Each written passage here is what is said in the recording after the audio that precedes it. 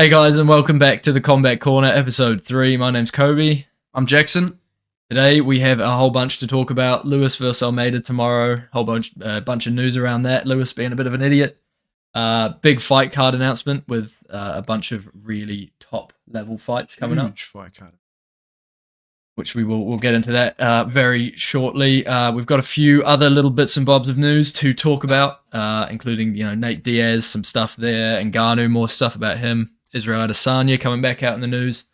A whole bunch of stuff. Let's get into the video.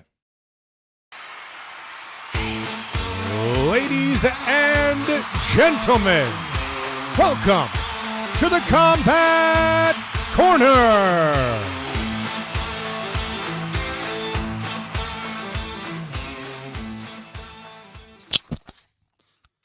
Drink of the day: Emerson's Hazed and Confused Hazy IPA.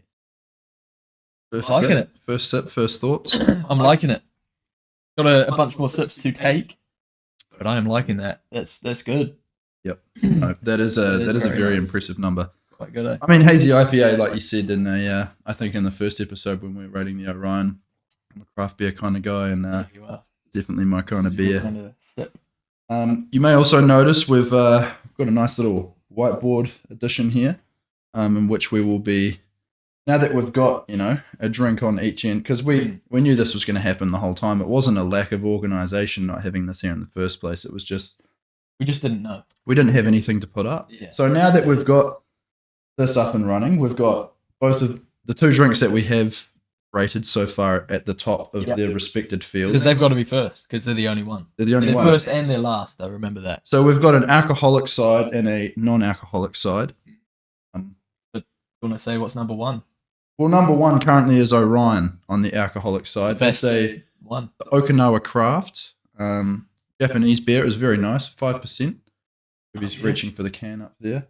And then last but not least, on the non-alcoholic side, we reviewed a Wang Lao Ji herbal tea. If you remember rightly, we didn't really enjoy that one all that much. Kobe Because definitely struggled really a lot hated that more. one. But yeah, it's. Have a look at the last video if you want to figure out what that's like, because I'm not diving into that again. We've got it up here though for cultural references. Cultural. It's up there. references. You might also notice we've made a couple changes to the set. We've got the poster here, the Elite, The Art of Fighting, done by an excellent page on Instagram, who I'll try and link that down below. You probably know about it if you're watching this. Beautiful artwork there, just kind of shows off a bit of fighters and It's a little bit history outdated, and that isn't kind of it? stuff. But- Slightly outdated, yeah. Quite a while ago that I got that, but The Art of Fighting, it's a great series.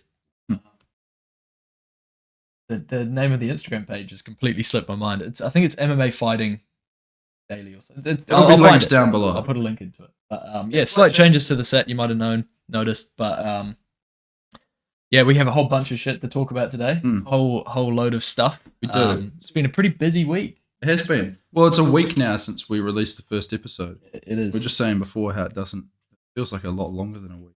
It does, yeah. We've kind of been noticing, because obviously this is a new thing for us. We've been super invested into it.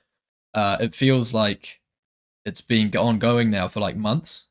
I'd say months is probably an accurate kind of time frame. But obviously, we started it literally last week. Yeah. We recorded that test episode the week before, but That's right, yeah. it's it's brand new. It is brand new. But yeah, like a lot of stuff's changed in just 1 week. Like we're on Spotify now, like all this kind of stuff. We've had our first hate comment on TikTok. We did. We have to address that, don't we? This is great. This is great. This is It is. exactly how we thought. I want to also say I want to throw a big shout out to the packaging industry in general. I'm not going to give any kind of airtime to any company names in particular, but you know who you are. Thanks for the support, guys. It goes a long way. But yeah, no, it's been a very full on week. We've been quite busy, just doing stuff, thinking of more ideas, and like Jackson mentioned, we're on Spotify now. If you didn't know, just Combat Corner on Spotify. You should be able to find it. We've got the first two up there so far. And obviously, check out all our short content, because we've been posting that not too much of the long form. You may be a step ahead of us, and you may be listening to this on Spotify. Yeah. And what we've just said True. doesn't make any sense. Yeah. But either way, there has been a lot going on this week in the way of MMA news, boxing news as Let's well. Get into But it, eh? Let's get Lewis getting arrested. He did get arrested in the lead up to his fight. I mean, quite funny. Also to mention that we thought this fight card was taking place last weekend, we kind of broke the whole thing down last weekend. as much as we kind of know. Yeah. Because obviously we've told this before. We're not the biggest analytic people. We're just fans of the fight game. You know? Yeah, exactly. And we completely somehow managed to think that it was last weekend. Well, I think both of us, like we discussed earlier, there's not much interest in this card. No. Like the main event it's a good main event, but other than that, there's not really anything else that's drawing me There's into. not much depth. No, I'm still going to watch it. 100% still going to watch same. it, and I'm going to learn a lot. But yeah, I don't know about these dudes. There's Derrick Lewis. Obviously, his balls was hot, and we all know him. Almeida, he's doing pretty well. He's looking pretty good. But yeah, we'll get into that later. What do you think of Lewis getting arrested? That's pretty crazy on a fight week. Yeah, it's not exactly what you want to happen in the week leading up to you fighting someone. But I mean, if I had a Lamborghini, which I very may well have a Lamborghini. I haven't disclosed that information yet to our viewers. But who are you? I'm just an exotic car collector. But I'm just an exotic car. I'm just an exotic car. I'm just a Ford Escort ready to punch you in the face. I'm a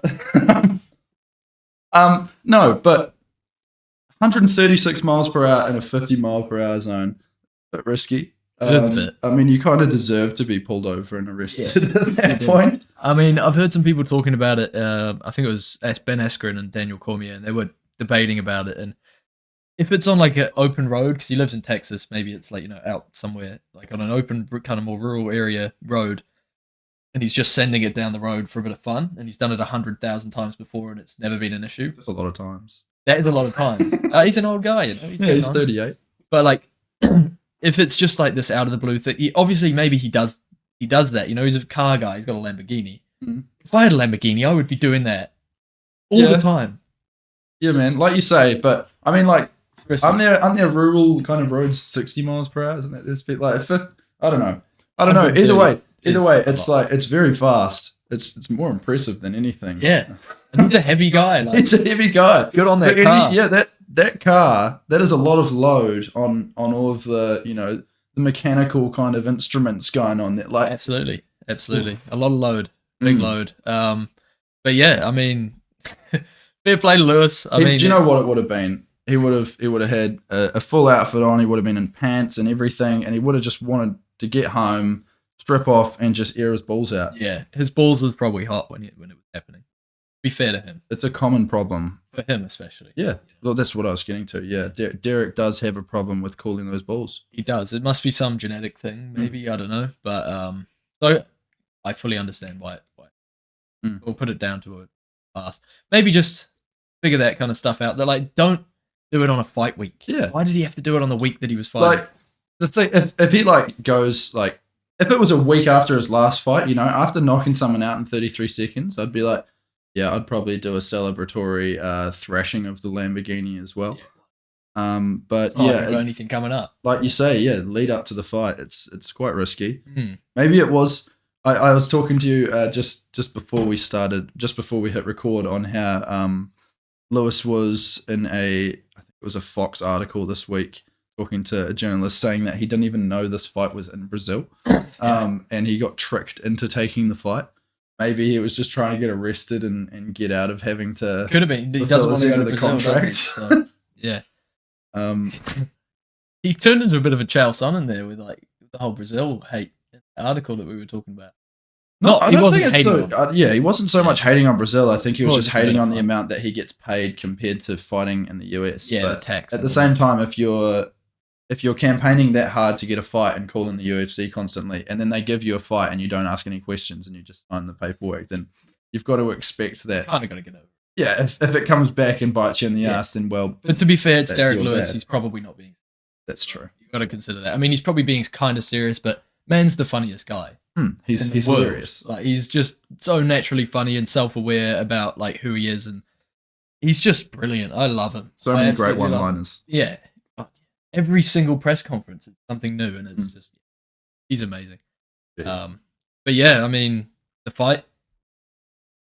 It's an exciting one. Any Derrick Lewis fight is an exciting one. Yeah. And that's a crazy stat about Derrick that I also read this morning is he has the record after this fight. He will have the record for the most UFC headlines of pay-per-view events. Well, UFC events without being a champion. Oh, really? Yeah. Interesting. So, Obviously, he's challenged once, but he was unsuccessful. Yeah. Yeah. But without being was he the No. He fought for the interim against Cyril. That's right. Yeah. Very boring fight. It was. He got dominated. And that's the thing with Lewis. It's either insane knockout, like insane knockout, not just like a normal knockout or TKO. An insane knockout, or he gets dominated and does absolutely nothing. It's almost like like there's two sides. Yeah, it's almost like when there's no pressure on him. Like when it's not any fight is a kind of pressure environment, but when it's not a championship fight or it's not a big fight, something that's going to get him into championship contention. He goes in there, he looks loose, he throws his weapons without like looking too hesitant and all that kind of stuff. And yeah, he normally gets out of there in the first round a lot of the time. With a very impressive KO. But yeah, as soon as you put him in there against someone that it is for a title, or it is title for eliminator kind of thing. or if it's a title eliminator kind of match, then you can really see the pressure wears on him. It seems to, yeah. I mean, there's been times that he's been able to get it done, like Blades, for example. That was a big win. But then when it comes to the likes of his DC title shot, he couldn't do anything against Cyril Garn for the interim. He kind of falls apart. Yeah. And I think as well, you've got to say something about like he isn't the most technical guy, and when someone comes in who is so technical, they just overwhelm him. That's right. Yeah, that's another good point.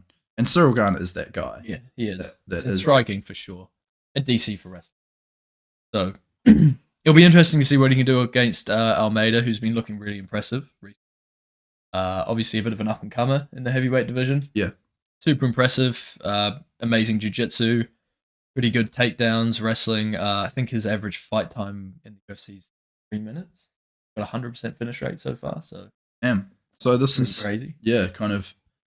It's the jiu-jitsu guy finishing everyone very quickly versus the guy who manages to knock everyone out in a few minutes. So So it'll be interesting to see who gets there first. It will. And it's like go you say, one of two ways. Almeida is very impressive in the way that he's come up. Like we were talking about last week, there hasn't been a lot of movement in the heavyweight division of late. So it's always nice to see someone coming through, and like it's not so often you see a big guy, throwing down some impressive jiu-jitsu skills in those heavier divisions. Oh yeah, it's jiu-jitsu for sure. It's kind of hard to come by. We've had guys in the past, Frank Mir, even like looking at like Tom Aspinall, he seems to have pretty decent jiu-jitsu, but it seems to more be wrestling. That's right. Yeah. A lot of these guys. I'm not saying they don't have jiu-jitsu. I'm just saying Almeida's kind of his main play will be getting you to the ground and making your life a living hell from there. Yeah. But absolutely. A lot of these other guys they'll like to push you up against the cage and kind of just dominate in terms of a weight battle almost. Kind of just putting their weight on you, tiring you out, and just giving you a few knocks around when you're pushed up against the cage. It's cool to see this in the heavyweight division. It's a bit of a change. I really can't think of anyone else super flash with the jiu-jitsu in the heavyweight division right now. Like say you got like your Blades, who's an excellent wrestler. A lot of them are strikers, obviously, because that's kind of a signal for them. Right? If you want someone to get knocked out when you watch heavyweight, that's right. The ones that get to the top are often those guys. You want someone to get knocked out. Yeah, you deep down. But a heavyweight fight, unless you're a diehard fan of both of the guys that are in there. Yeah, then you're just like, I just don't even want to watch. Yeah, like Gaethje versus Ferguson, that was one of those. Let's not talk about that. But yeah, so awesome fight. There it is. But like we say, it is a bit of a it's not the deepest card. The co-main with Bonfim, the guillotine specialist, is looking good. Yeah. Against Nicholas Dalby, which should be interesting at welterweight. It is what it is.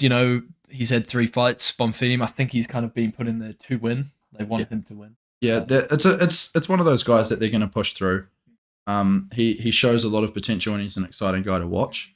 Like you say, a guillotine specialist. When you get someone like we had, that guy that fought Dan Hooker recently, who was the leg lock specialist. You know, they put these guys in there, and they'll put them up against someone like Nicholas Delby, or they'll put them up against someone that they a journeyman. Yeah, someone they feel like they can beat, and then it will be interesting to see when he gets his first like real test, because we still for the guy's name is slipping my mind, but whoever it was that fought Dan Hooker and then just gave up by sitting on his ass for like the remainder of the fight. The thing as well with Bonfim, it's pushing into that European market, obviously, because he is French, I believe. Both, and his brother's also fighting. It's important for the UFC to build up these European guys to be able to push it. They've done very well with that in the last couple of years. Like we saw a big success with that card that was over in France not so long ago. With Cyril Gunn and Taito Ivasa for the interim. That was an incredible fight, and the atmosphere in that stadium was unbelievable. 100%, and they probably look at that and they're like, right, we had one really big fight. There's a couple of other good fights, but we want like headliners on the undercard for when we go to France. We want like 3 big fights, including French people or other European people. That's right. They do so well at making that happen too. Yeah, they do. Mexico just recently had so many Mexican fighters on there. Every time they go to the UK, it's a spectacle. Like there is so much. It's a marketing. It's just so beautiful. It's like they do so well. They do it really well. Yeah, they do it really, really well. It's well done. The UFC. Other than that, don't have too much to say. Interested to see how it plays out. Like we say, we'll be watching it, but right here, right now, it's probably going to be like the best card ever. That's what happens with these kind of. I have no doubt that it's going to be a great card in terms of the quality of the fights. Yeah. And that's what I like about these cards is sure you might not look at the names and have a whole lot of memories come to mind in terms of things that you've seen them do before, but up and comers. But they're up and comers, and they're guys that you might remember from this fight card. You know what I mean? They might go in there and make a really big, have a really big moment, and really make something out of themselves. Yeah, they might make a highlight reel. This could be the one that elevates them. They kind of do these cards quite often that aren't like the deepest in terms of known fighters, but they work out. Obviously, they got Abus on there, who got absolutely demolished by Sean Strickland. It's an interesting one. See how he does his gas tank. See if he can improve. Yeah, that will be interesting. Actually, other than that, it's interesting fight night. We'll see what happens. Moving on, big announcement in the week. Really big announcement in the week. It was that's one of the biggest announcements that we've had, especially for like a fight night in recent memory, I'd say. We'll pull it up on the screen just so you know what we're talking about before we get into it. So we have a really, really big fight night. Oh, I've gone to the wrong page. Let's go back. Here we are. Main event. Dariush Benny is back in action. Arman Sarukian is his opponent. Really big fight in the lightweight division there. We've also got Bobby Green versus Dan Hooker, our guy, Dan Hooker. We love Dan Hooker. He is the Kiwi guy. I love Bobby Green. Yeah. Tough, man. It's a great fight.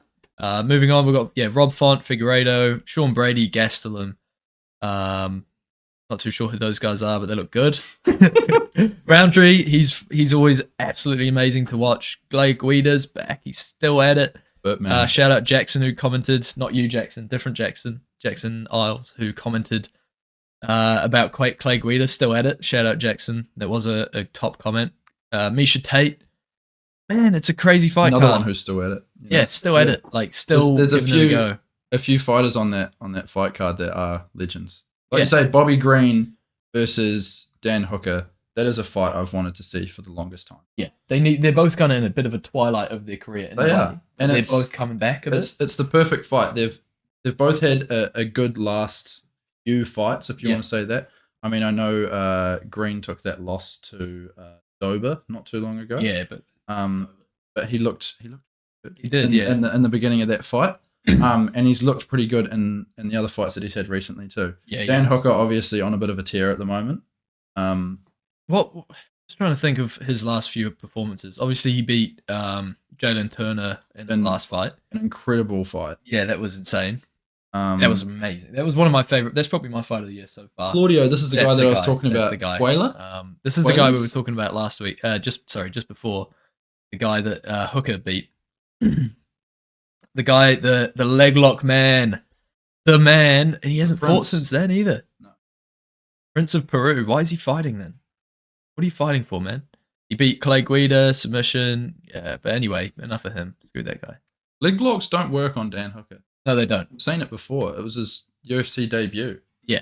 Was that what Izzy talked about that? Yeah, he got his leg like bent in half, and Yeah, he'd already like agreed to himself he was not going to tap. Yeah, yeah. Until his leg was broken. Yeah, until we heard the snap. Yeah, he has been on a tear though. The two of them, I'm almost more excited. I think I am more excited for Hooker versus Green than I am Sarukian versus Benny. Yeah. Honestly, that's the fight for me. Bobby Yeah, Green versus Dan Hooker. I was really hoping that would have happened in Yeah. When I was at the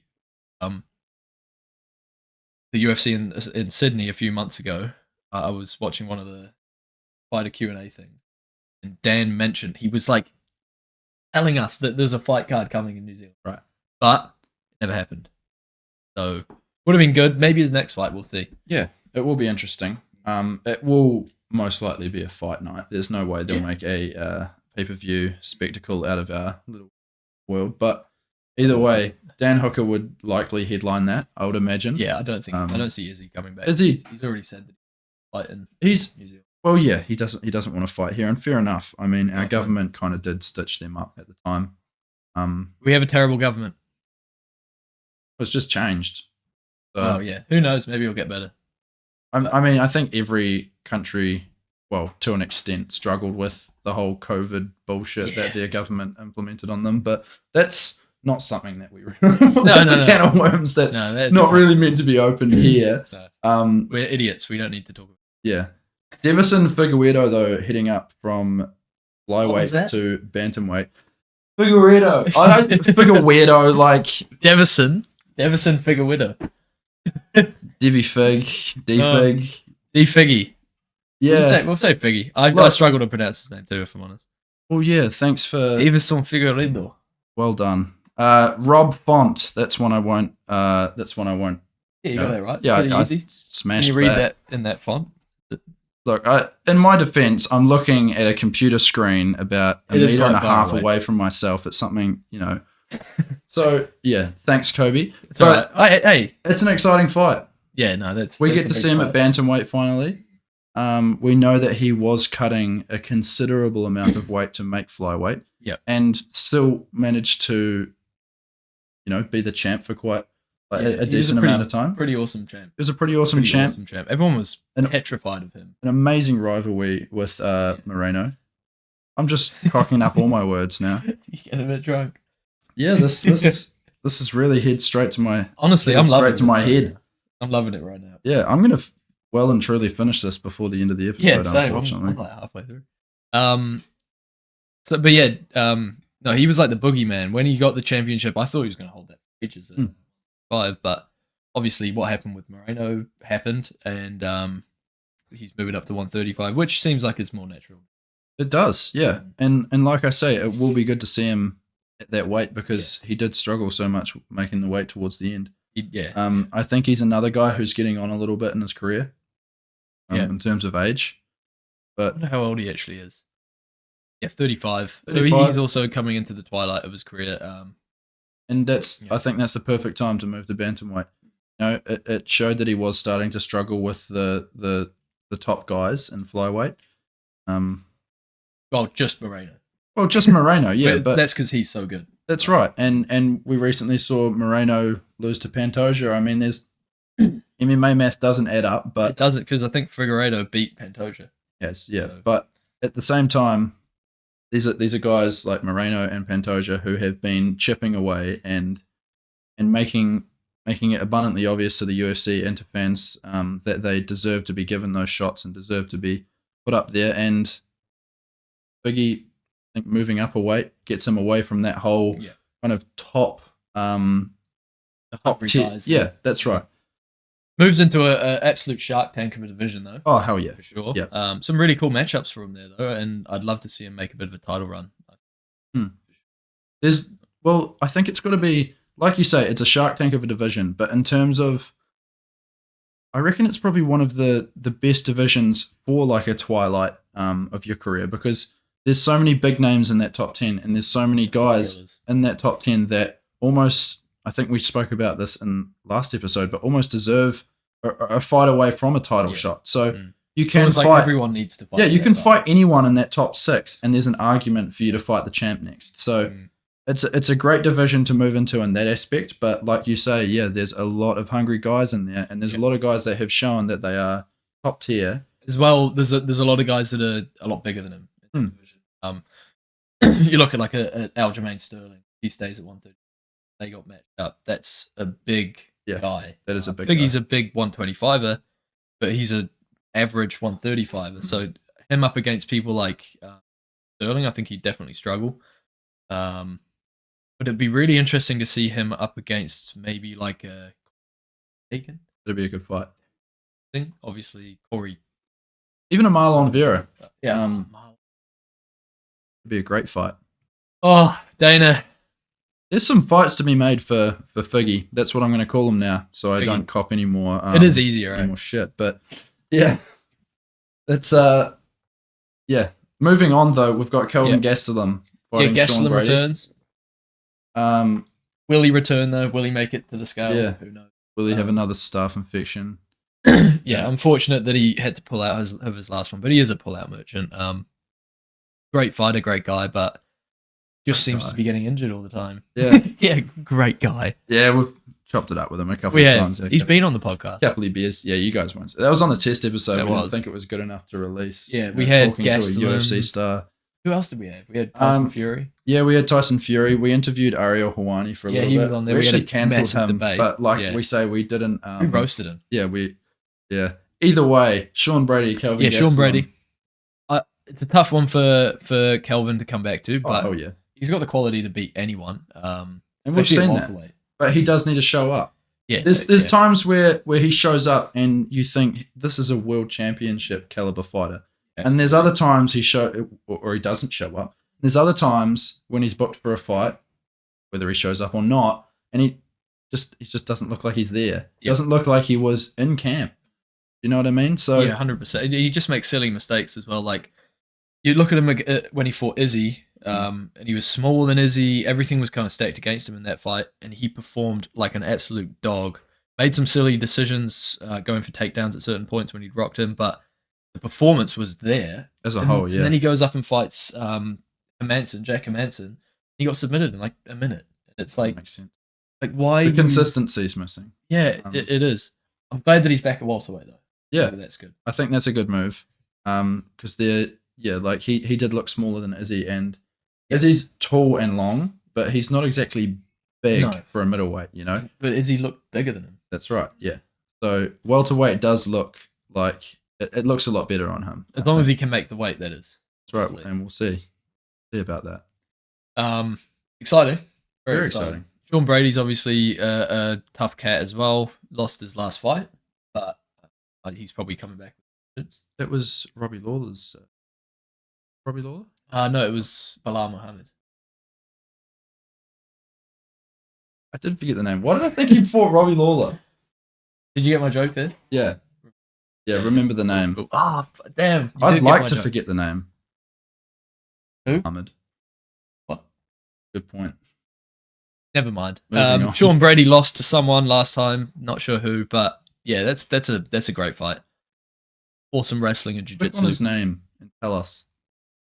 I don't know whether he actually did. Did he lose? Are we frozen? No, we're not frozen. We're good. Sorry about that, guys. We've been having technical issues, and we just had to double check something, but we're good. We are good.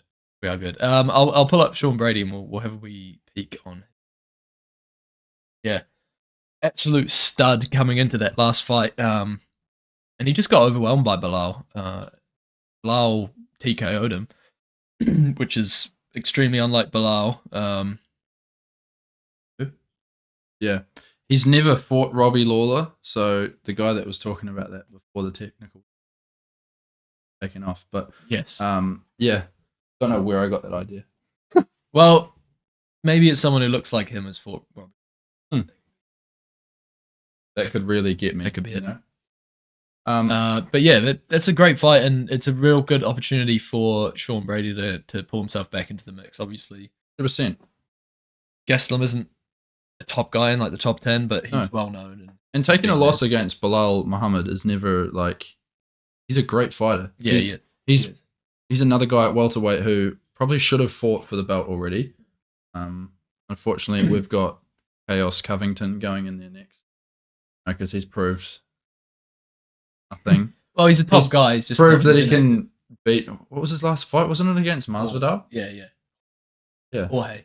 His last fight was against Jorge Masvidal, and he like wiped him for like 5 rounds. He just kept picking him up, putting him on the ground, and just really making sure that Jorge couldn't get off his shots and get rhythm. And that was a really good dominant performance. It was. But what's he done since then? Yeah. And Jorge was on the twilight of his career. That was his last fight after being beaten twice by Usman. No, he fought Burns after that. Oh, yes. Yeah, sorry. Yeah, one more fight after. Yeah. Good knowledge. Well done. But yeah, definitely. I'm redeeming myself. Yeah, you are. Yeah. Whoever. But either way, Masvidal, I don't think is a guy that you can fight 18 months ago / maybe 2 years ago by now. Yeah, it's. I mean, sure, in a money sense, it makes sense to have Leon up against Colby. He is kind of like the golden boy in certain ways. But yeah, Bilal definitely, he deserved a shot. He deserves a shot. After beating Burns, it definitely should have probably been him because there was no other clear contender. Who's Bilal fighting? Does he? I think so. I don't think so either. Waiting in the wings. Yeah. Fair enough. Yeah, I'd wait if I was him because he deserves it. It's just that no one remembers his name. Who else have we got at the top of the welterweight division at the moment? The welterweight division. Should we take a peek? Let's take a peek. Because, yeah, that's the thing is who's he going to get skipped by next? Yeah, exactly. There'll be someone else. Ian Gary, someone like that.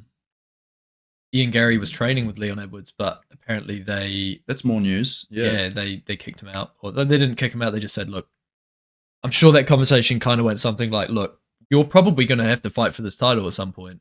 We can't have you training at this gym. I don't know about that. It seems like they kind of worded it in a way that was put out there to not hurt anyone's feelings or not make it look like they were taking anyone's side in particular. But Ian Gary in the past has been kicked out of other gyms due to not aligning with their kind of being a dickhead. For being a dickhead. And yeah, I obviously wasn't there. Neither were you. Neither were all the people that are writing these articles. But like, you were there actually. But yeah, I get a feeling it's more to that than what we're hearing about. Yeah, it'd be interesting. It would be interesting to be a fly on the wall in that scenario. Definitely. But we don't know, so we can't really comment too much on it. It's just intrigue, good drama. So we've got Shavkat up against division. Stephen Thompson soon. Yeah, that's going to be a big one. So that's another fight that could leapfrog Bilal Muhammad. For sure. Yes, Thompson is 6. I kind of see that as a title eliminator, right? Because Usman's not fighting for the title again. Burns has been inactive and his last fight was a loss. And then you've got Shavkat and Thompson. So if you don't give it to Bilal, it's got to be one of those two. I don't know. He's not in there. I was thinking the same thing. I mean, what? I don't know what this website is. Yeah, but I think we want to bring up the official UFC one. Yeah, maybe that would be better. Let's have a look. Oh, here we are. Okay. Finally, there we go. So we've got, Kamaru Still ranked number 1, but I really don't think that he's probably going to return to 170. I hope not. He looked great at middleweight. Yeah, I want to see him there. And he'd look even better at middleweight after a full camp. Interesting to see that they put Bilal above Colby. Colby moves down 1, Bilal goes up 1, but Colby is booked fed for the the title belt. shot. Yeah. Then obviously, like we said, Burns lost his last fight. So Rachmanov versus Thompson kind of determines the next title challenger, unless they're going to pull Islam. He was interested. No, I just want to see divisions moving, man. Islam needs to defend his belt against someone that's not a featherweight. And someone that he hasn't fought before, you know? No, he just needs to defend his belt against someone that's not a featherweight, because he's done that twice now. He had. Yeah. I'm sorry, to be but fair to yeah. him, he did book against Charles. But I completely, yeah. I want to see Islam knocking off all the. That didn't sound weird. I want to see him knocking off all of the top contenders at lightweight. I want to say Islam versus Justin Gaethje. I want to see Islam versus Poirier. Well, that's how you make a champ fight, isn't it? Because you've had one guy who's so dominant in his division, and defended his belt so many times, whereas we haven't seen that so much yet. We haven't. Let him do that. Let him clear out his own division, then move up. Yeah. And then we'd be more than happy to watch. But I mean, sure, you can say he's got 2 title defenses against it, but they're both against a guy who hadn't fought at light. And he won the belt off Charles, and now he's going to fight Charles again. Yeah. Fair play. Charles deserves it. That's right. Get rid of a few contenders. Like Conor McGregor. Moving on. Anyway, so we kind of got sidetracked there, but that's a great fight. Gastelum versus Brady. Khalil Roundtree, that's a big name. He's got some of his fights are absolutely vicious when he knocks people out. When he's on form, he's like one of the best in the world. Sometimes he just doesn't. Oh, one of those Kelvin Gastelum types. Similar. Very, actually. So that should be a good fight against Azamat Murzakanov. Good thing he's like a more reasonable guy sitting on this side of this, you know. So I'm not going to make fun of you for that, because we'll just call him the professional. Call me out. As he's got his nickname. The professional. He's 13-0. This is going to be a tough one for Khalil, but looks like this guy is a bit of a striker, so this could be a bit of a decent. I'm not going to lie, I haven't actually heard of this guy. Call me out if you want. Yeah. I've never heard of him, but from his record, look, TKO, KO, TKO, KO, he looks. Came from the Contender Series. He's Russian. There's some very good guys that have been coming through from that Contender Series recently. For sure, yeah. It seems to be kind of like what the Ultimate Fighter used to be. Yeah, definitely. Well, I mean, we're still getting some good guys from the Ultimate Fighter, but the Dana White Contender Series. There's been some. Well, isn't Jamal Hill? Yep. He's the first UFC champ from the Contender Series. So I hope. What I mean? Sugar Sean. Oh yeah, Sugar Sean. So second UFC champ. So there's definitely a lot of those guys who are starting to get, because it hasn't been running for all that long, has it? No, I think it popped up a couple years. Not long. So for these guys to already be at champ status, it's pretty big. Very impressive for such a new show. And Dana raves on about it. They love it. Now, have you watched a couple of those? Yeah, I've watched a couple of them. I tend to just end up watching the highlights more than because they do run it at weird times. Yeah, exactly. It's like especially being in New Zealand, it's weird times. You guys, I say you guys, but probably mainly Kiwis watching this. But if you're in America, you're probably getting the Contender Series at 7 or 8 at night. Awesome, but it's literally on at about 2:00 in the afternoon. So we'll be at work, and I've got ink to deliver around that. He's got ink. Oh, they know what you do now. Find you. Cut it. Okay. Cut that out. Alex posted about doing boxing. He did. Alex Pereira, we should say, just to be clear there. A bit of a troll kind of thing. So we touched briefly on Izzy's rumored retirement, and both we were right, by the way. We both kind of said that we got a feeling that wasn't going to be the case. Yeah, and Alex Pereira jumping on the old IG and putting up that he might have a bit of a boxing return in Apparently 2027. 2027. Um, Right after Izzy posted, maybe I should make a return to boxing yeah, with a clip of him knocking someone out or finishing someone in boxing. yeah. He is a master troll. He's a genius. He is a genius. We did this. Fans did this. Yeah. We fed into this, and he turned into what we wanted him to be. He's great. He is amazing. I love the guy. Yeah. He's like top 3, like just personality wise, one of my favorite. It's so funny because he went from like when he was fighting Izzy, he was kind of the boogeyman. Mhm. You know, he was marketed as this dude who wasn't all that likable at the time. There wasn't so much that you looked at Alex Pereira and you thought, oh, this guy's likable. He had a very impressive resume, a very impressive career leading up to his UFC stint, but now he's playing into, like you say, all these jokes and memes, and it's hilarious, man. It's great. It's amazing. Like the Pikachu thing. Yep. The stone that he like carries around with him everywhere now. I saw he was on an interview or something this week, and he put some weird like Halloween mask on as well. Yeah. Have you seen the video of him trying to scare his wife? He's got a Halloween mask on. Yeah, and he stands jumps behind out. the front door. Yeah, and then he pulls the mask off, and then she gets scared. Yeah. It's genius. Genius. He's a genius, man. And he's such a cool guy. Like all the nice videos guy. of him on roller coasters and his facial Yeah, expression just doesn't change. Oh, he's so awesome, man. He's so awesome. And the way he trolls Izzy, like, don't get me wrong, I'm a massive Izzy fan. I love Izzy, but I also just love Alex so much. I think he's great. Like, I really didn't like him when he first fought Izzy. I was super against Alex, and I was like, when he beat him? this guy. Yeah, the one that he beat him, right? And then coming up to that second one, I really wanted Izzy to win, but I kind of started switching. I was like, I quite like this guy. He's funny. Like, he's good, and he's funny, and he's like vicious in the cage. And then after that fight, when he beat Jan, just everything about him is just so cool. He's just such a great, cool guy. Well, I think the thing too is when he fought Izzy that first time in MMA, we should say, because they did fight twice previously in kickboxing. But when they fought that first time in MMA, there was a lot of feeling around that fight that Alex Pereira had been pushed up the rankings, and he had. Yeah, there's no doubt about that. He had.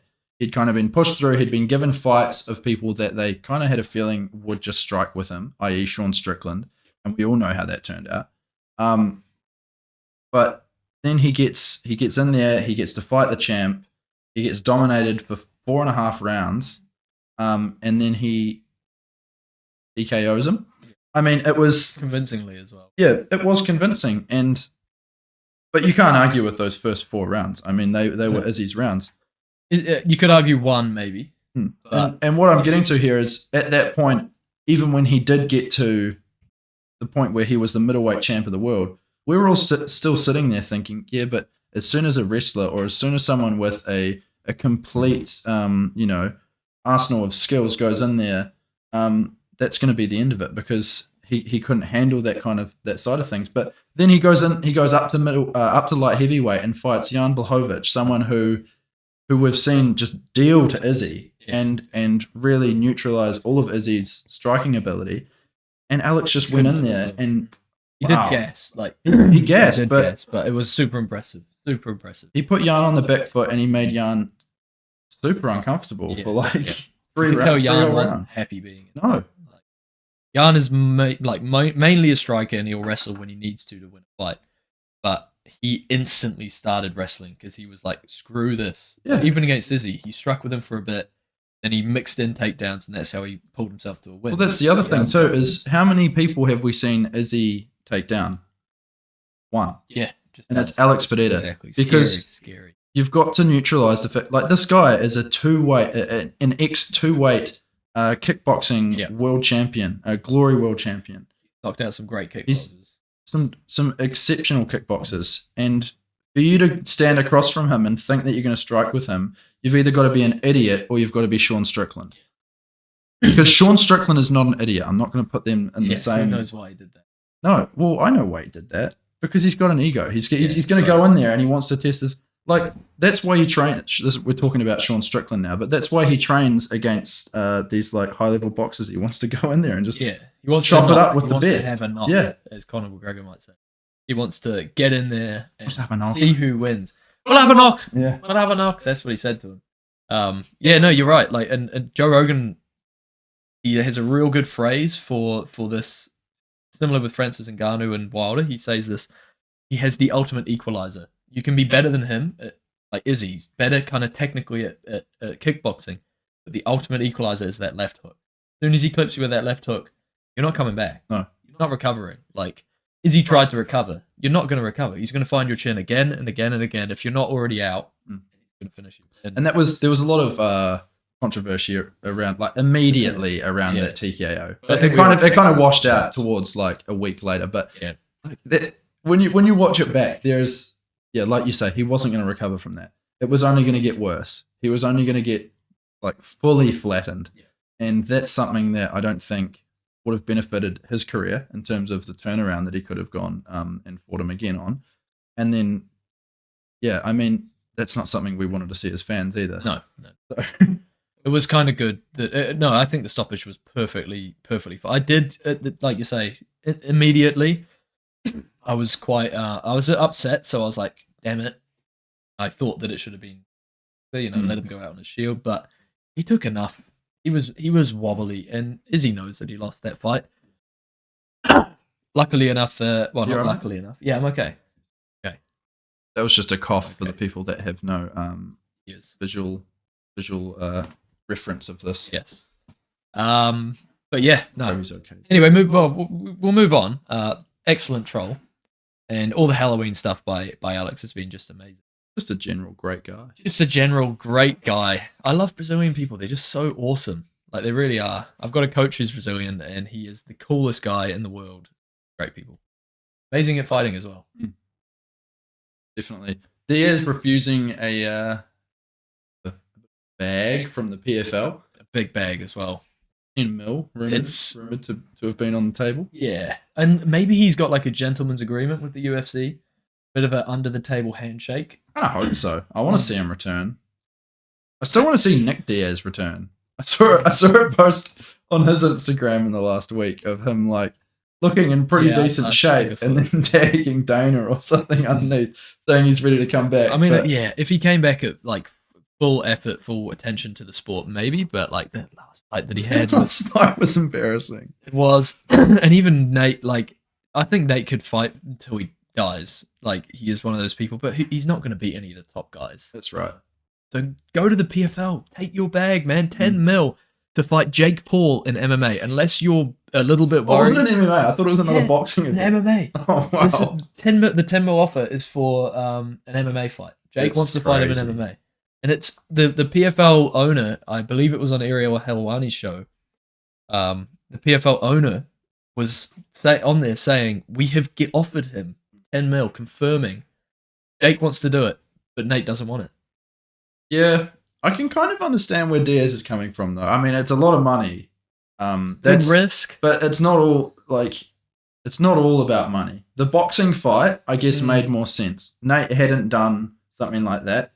Jake has never really fought. I mean, he's fought Tommy Fury, and if you want to call him a high-level boxer, you can piss off. But like, he's a great boxer. Don't get me wrong, but he's not. He's not world class. No, he's not world class, and no, especially after that KSI fight. Therefore, Jake, at this current point in time, is not a world class boxer. So Nate Diaz going in there and boxing him, that made a lot of sense.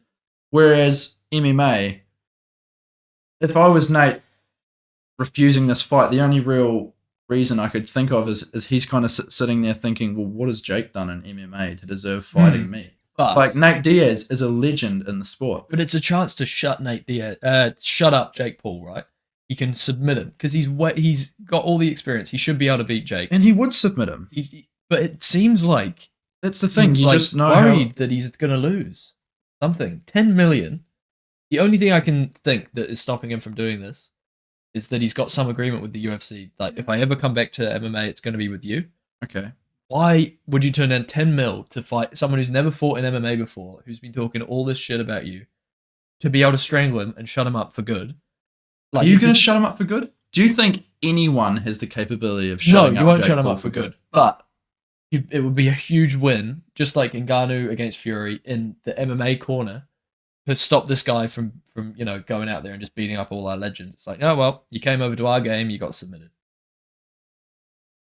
I don't know. It seems weird to me that he won't. Take Yeah, it. I mean, we've both got different ideas on why he won't take it, and they both kind of make sense. It's all probably a mixture of. Yeah, I think really. there's definitely something else going on behind the scenes there, but yeah, it does seem like a fight that he would win easily. So there's he's a high level black belt. There's definitely something that yeah. We'll see what happens there. I mean, things could change. I'd love to see him in bare knuckle. Yeah, bare knuckle. I reckon Nate Diaz is like he's the perfect build for it because he loves a scrap. Yeah, do you know what I mean? And that was the same thing with Mike Perry, is he loved a scrap. And now we've seen him really come to life in bare knuckle boxing. That was where he should have been, in my opinion, from the get go. For sure. Yeah. Diaz obviously doesn't have the power or the youth, the raw power that someone like Mike Perry has. But yeah, he can go in there, he can take a hit, and he can but he'll trade with you. It would be very, very cool to see him. There's a lot of good matchups there as well, like you say, Perry, Eddie Alvarez. Eddie Alvarez, that's another one who's been Ted Mendez retired. Would have been a cool one. Yeah, I think he just fought the once or twice or something. There's a few other guys, that would be pretty awesome to see him over there, but who knows? Diaz is a very tricky person to kind of pin down and understand what he's. Definitely. Both of them, huh? Yeah. Diaz thing. It's a family thing. It is. Runs in the blood. But yeah, so there's a few other things, we need to talk about. So moving on, Ngannou, he has been running wild on social media. Yeah. Absolutely eating up this win that he had. Obviously he lost, but let's be real. Yeah. As you would. He lost the fight, the boxing fight. He did, but he won the war. Yeah, and he won the world. Yeah, he won the world. He's the A-side. That's he lost the fight, but he won the world. Yeah. He won the people. He won the people for That's sure. Right. He's been going mad on social media. It's quite cool. It has been cool. I saw a lot of discussion around the illegal elbow that was never called. Never called. It was a good elbow too. It was a very good elbow. Yeah. Francis just ate it. Yeah, as you'd expect. Got a hell of a chin, that guy. And it's something that hasn't been touched on so much. But yeah, he's never been rocked. It's something we really saw in this fight, was just he can get touched up quite a bit, whether it be legal or not, and he's going to keep moving forward and so that was very impressive. But yeah, the elbow, that was a bit disappointing. I mean, who knows what a point off in that round could have done. It could have swayed that last. It would have done, right? Would have made it a draw. Would have made it a draw. There should have been a point off.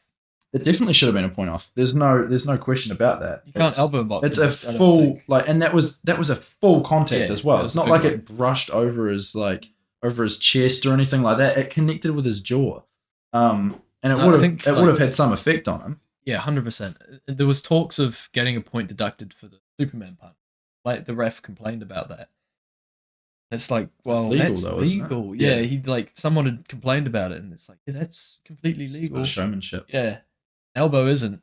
How did you not see that, ref? Like, come on. But yeah, he's been calling out the likes of Deontay Wilder, Anthony Joshua. I think his name, Eddie Hearn, has been absolutely frothing to get Anthony Joshua that fight, because he knows now this is the guy. This is the guy that we need to put against our guys. 100%. Like a big win against Ngannou could mean a lot, because he just went that fury. People know that he's valuable, and like I say, he's been calling out a bunch of people on Twitter. Having one fight and then being the most relevant heavyweight boxing boxer in the world, it's a pretty deep, like you said, he won the world. And he did. And you're right, every promoter with a top level heavyweight right now will be, mixing everything together in order to try. He is 50 mil. Yeah. He is 100. There's a lot on the table. There'll be a lot of options thrown at him soon, but he deserves every single last bit of this as well. Such a good guy, and he deserves it all. I think so far we've talked about how Francis is a good guy in every episode. So we'll try. We'll avoid that. This is known. We've touched on that enough, and he knows. He knows we like him. He was on the pod on that first episode. He's been another big name that refused to. We're not going to miss that one. But he called out Jones and Stipe as well in MMA. I think he called out Jones. Said like John Jones is injured. Stipe, let's do it, and then we'll enter him, and when John Jones is back, the winner will fight. My question is, when he's calling out these guys like John Jones and the UFC contract being signed to the PFL, how does that work? I think, well, basically, this is how it works, kind of, I guess. The PFL and Francis Ngannou are willing to work with the UFC. Right. They are willing to do anything to make that happen. The As UFC you would, is though. Not. 100% they're not. Yeah, like, why wouldn't the PFL... Yeah. I mean, from what we've heard, a dying organization. Why wouldn't they want to work with the most thriving MMA promotion? Everyone wants to. That's The right. UFC just want a monopoly over the game. Kind of. They will never work. Unfortunately. Could happen though, like who knows? I mean, I understand how in other like fighting sports like boxing we do see co-promotion. It would be nice maybe to see that a little bit more in MMA, but that like we've kind of recently like briefly brushed on. There's not the level of competition that there is in the UFC. Francis did, whether you like to agree with it or not, he was the one who walked away from the UFC. Yeah. He would have had a contract offer on the table that he turned down, and it wasn't up to his standards, but his standards sounded a lot higher than anyone else's. I mean, how can you have, you know, they've got hundreds, if not like in the low like 1,000. I think they've got over 1,000. I think it's like somewhere around 1,200 or something, isn't it? Fighters signed to their. We'll bring that up too. We'll have a geese. But how can you have that many fighters on your roster who, sure, some of them wouldn't be happy with how much they're being paid, but they know that, you know, to get those higher contracts, you've got to make a name of yourself, and you've got to have some big moments, and you've got to. It's a business at the end. It's a business. That's right. So, yeah. 578. 578. We were double. We were double. Yeah. Over double. Crazy. But no, you're completely right. It's not the business model that the UFC operates out of, and it's understandable why they went this. Can they maybe make terms in the future and do something? Because Ngannou's obviously this massive star now. Can the UFC be like, right, we'll work with you? I don't see it happening. No. The UFC don't need to do it. No, they don't. That's the thing. If he didn't, like, he went over and fought Tyson Fury in boxing, and like we brushed over it earlier in the week, that could have been something the UFC like signed up to. You know, we've seen them do it with Conor and Floyd. It would have been cool. This would have been a couple of years ago, however. They could have made it work. And yeah, they could have made it work. There's no doubt about that. But to have him coming back now after fighting once since getting out of the UFC, having a big boxing fight, sure, making his name worth so much more. For him to now turn around and go, "Hey, UFC, you should take me," like it. Yeah, they copped a lot of shit for letting him go, and like we also talk about, they fumbled the bag a little bit in terms of letting him go out on his own and make all this money, but they shouldn't have to then just accept the fact that he's a big name now. Let's just take him back. This guy doesn't work with our business model. We're not going to work. Yeah, basically, it is business at the end, and it's too big of a risk for the trying to get involved. I guess. Yeah, if I was sitting in that chair, I wouldn't be having a bar of it. I mean, like we say, we support the guy and all of that, but that's not how you run things. That's not how it works in the UFC. And the only reason I bring it up is because John Jones versus Francis Ngannou is like the only fight I really like. If I could pick one fight. Yeah. Okay. That, like, I really need. It would be that, and it's never going to happen. But if there's any way, like, I'll cling on to that hope until. They're both 50. Yeah, and then they'll fight in the Coliseum. Right. It'll be a combat corner sanctioned event. Yes, it will. By then, we're going to take over. We'll move on. Izzy, we did touch on this, I believe, earlier. Pod. He's confirming that the 2027 thing was a troll. Yeah, he was trolling. We kind of fell for it in a way, but we didn't. Also, we did say that we didn't believe him. Yeah, I think the fact that we just reacted. That offhand comment caught so much traction, and there was so many articles that blew up because it was about Izzy not coming back until 2027. I mean, so many people fell like hook, line, and sinker for it. Sure, there was like a bit of a feeling between you and me, like, when is he coming back? And all of that is still unconfirmed. But yeah, there's no way it's 4 years away. He'll take a decent break. He'll get rejuvenated. Maybe he'll get one of these surgeries done that he's been kind of talking about, like very under the table, kind of talking, like never really putting out there what exactly it is he needs to get done, but getting some of these health concerns taken care of, and then coming back and fighting, not having all of this baggage sitting. Yeah, exactly. It would be good. Give him a year or so. I think it's going to be about it. From now. I think the cool thing though as well is when he comes back, it's hopefully it's going to be a slightly different Izzy to what we've seen before. And it's going to be someone that has already cemented their legacy. Sure, they're not the champ anymore, but there's so many fun fights left for that guy. No, absolutely. And he's still one of the best, if not maybe the best middleweight there is. Like against 99% of fighters. It's just that, Strickland definitely had him on that day. But, he could beat Strickland. He could beat any of the other middleweights. Really could. And he's proved that over and over. Well, yeah, we saw that with Alex Pereira. He went out there and, like, we talked quite about it, a lot about just before 4 rounds to Izzy. Maybe 3 out of the 4 that had taken place before that, and then gets TKO'd in the 5th. Walks out there in the second fight and knocks him out cold in the second round. He can do that to anyone. That's right. On his. So we'll see what happens. Moving on again, we have one more thing to do. Yeah. Well, I'm a lot happier rating this than Wang Lao. Wang Lao was a treat. It looks very. I really like this. Yeah, a lot. This is a nice beer. This is a very nice beer. Sitting at 5.8% alcohol volume, which is quite high on the scale in terms of a beer. I mean, the only other beer we've ranked so far with the Orion at 5%, which was a fairly tasty beer. It was good, but this has to go above it. Right, like, it has to. This isn't something you're going to buy a box of. I've never seen a box or a 6-pack of these. They're probably out there, but they'll be around. Yeah, but if you want to move that one down, we have a new. I put Emerson's down as a 6.8. Sorry, I put Orion 5% down as a 6.8 out of 10 from memory. Yeah. What we're drinking today, I'm confident to say it's an 8. It's an 8.43 for me. We put an solid there. 8.43. 8.2. 8.21.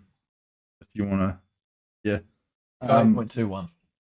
What did we rate this last week? I had that as a 6.8. I can't remember what you had it down as. It about a 7. We'll pop a 7 up. But 6.9. 6.9. And we'll ignore the Wang Lao G. So there we go. We've got a new winner. I think that's going to take some beating. It is. That's definitely going to take some beating. Beating. It's going to take a lot to beat off that. It's going to take a very solid beer to beat off the Hazed and Confused. It is.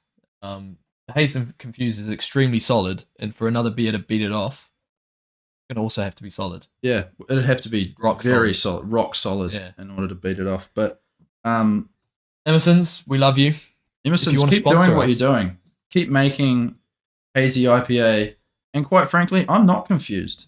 No, I'm certain that this is a great beer. 8.21. That's a high rating. That is a high rating. I think we're going to struggle to get higher than that for a bit. Yeah. Unless we go hard and I don't know. Yeah. If anyone, by the way, anyone who has made it to this point of the video, thank you first of all. If you've got any beers or non-alcoholic drinks you want us to rate, let us know, because we'll get one and we'll do it. We'll whip them up. We'll whip it up. And you never know. It could be your beer that beats off the Emerson's. You could beat off Emerson. You could beat off Emerson. But either way, I think we've said enough. We have. Let's call it a day. Thank you very much for watching, guys. Thank you so much. Like, comment, subscribe. We want to hear any support or any negative feedback that you might have.